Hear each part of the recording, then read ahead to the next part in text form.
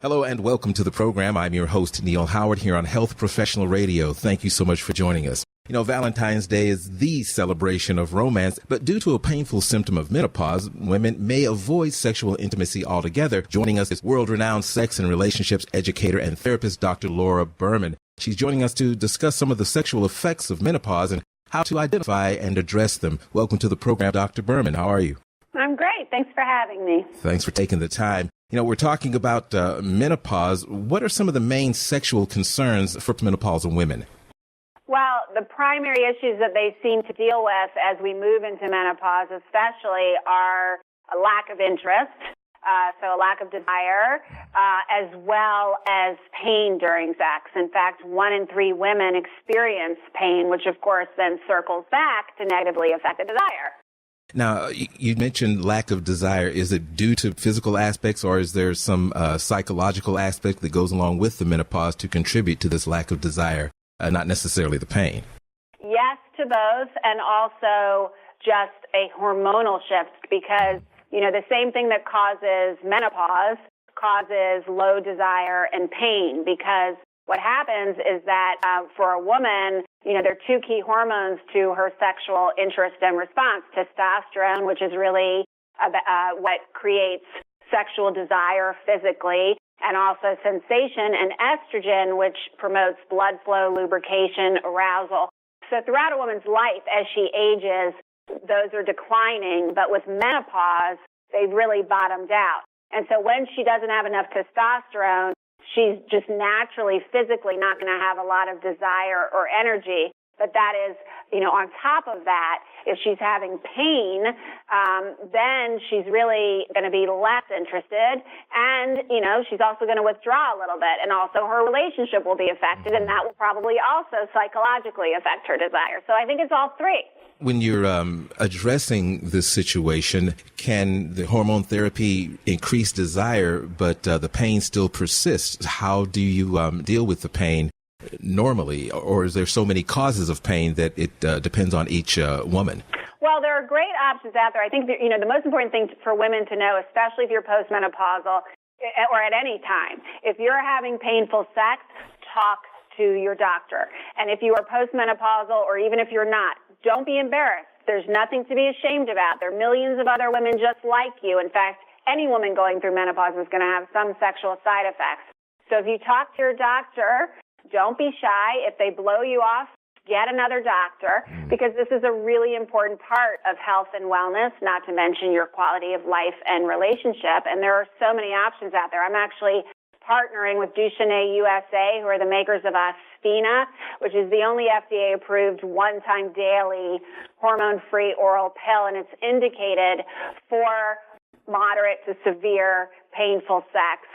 There is a possible, I just want to mention this, a possible increased risk of endometrial cancer and cardiovascular disorders, so you just talk to your doctor about that too. And that's just one. I really like that one. But there are many options out there that your doctor can talk to you about that could help with the pain and other symptoms of menopause.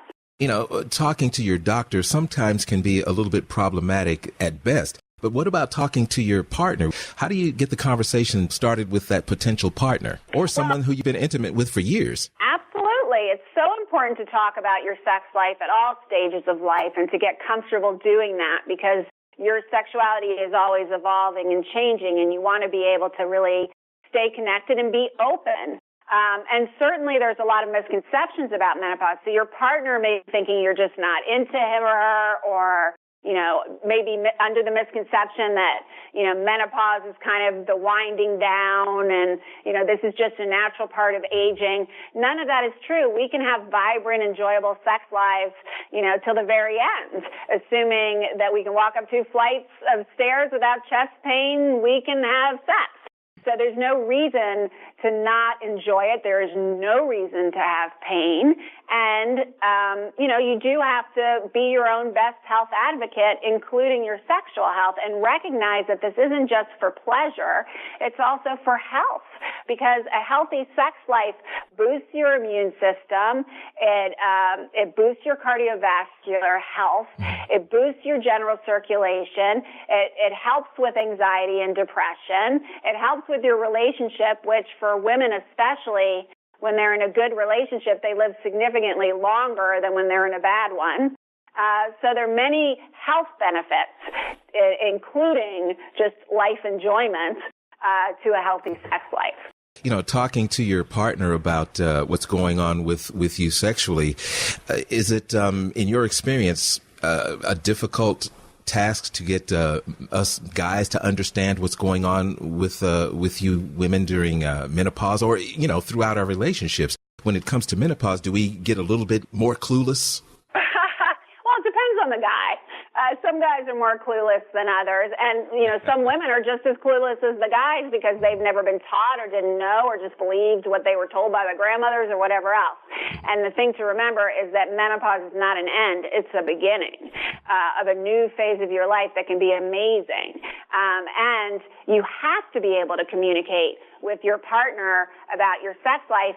And if your partner doesn't understand the dynamics or the medical issues, you know, show them. Go to Aspina.com and you'll learn about that medication, but also menopause in general. I have tons of my sexpectation tips specifically for menopausal women. You can go to my website, Dr. Laura Berman, where there's tons of information at any stage of life on how to live your best love life or sex life. And there's so many resources available. So use those resources. Educate yourself. Educate your partner. You know, make sex a priority in your relationship, and it will pay you back tenfold. What are doctors saying to each other when it comes to sexual health and intimacy issues? There are a lot of subjects that just aren't really touched upon in med school. What are your thoughts now as far as the information sharing as new information comes available? Well, that's really one of my passions, is training doctors to really feel comfortable, because doctors are people too. And often to even get into medical school, they had to have no life, so they often have less experience than the rest of us, right? And they have their own inhibitions and discomforts, and they're not trained to ask about it. So if they don't ask, you know, that doesn't mean you don't bring up. In fact, I encourage women to proactively bring it up in the beginning of the appointment, so they're not waiting till the end and being rushed through, and to even ask for a follow-up appointment if there's not enough time to go over their options. Do you recommend starting the conversation with your healthcare provider, with your partner present, or maybe going it alone and feeling the waters before you talk with your partner, in your experience? I think it can go either way. It really depends on the partner. Like, if your partner is going to be intimidated by it or has never been to the OBGYN with you or the doctor, you know, maybe you go first and find out what the options are and bring that information home to your mate. Or bring them with you. I mean, it's certainly been shown. They haven't done the same studies with women, but they have certainly shown with men with their sexual function complaints, when their partner comes with them to the doctor, their prognosis for healing those sexual function complaints is significantly better than when they come alone. Now, you're helping folks through your radio program, Uncovered with Dr. Laura Berman. You mentioned your website. Give our listeners that web address one more time where we can go and learn more. Sure. It's drlauraberman.com. Appreciate your time today, Dr. Laura Berman. I'm hoping you'll come back in the future and talk with us again. I would love to. Thanks for having me. Thank you. You've been listening to Health Professional Radio. I'm your host, Neal Howard. Transcripts and audio of the program are available at hpr.fm and healthprofessionalradio.com.au.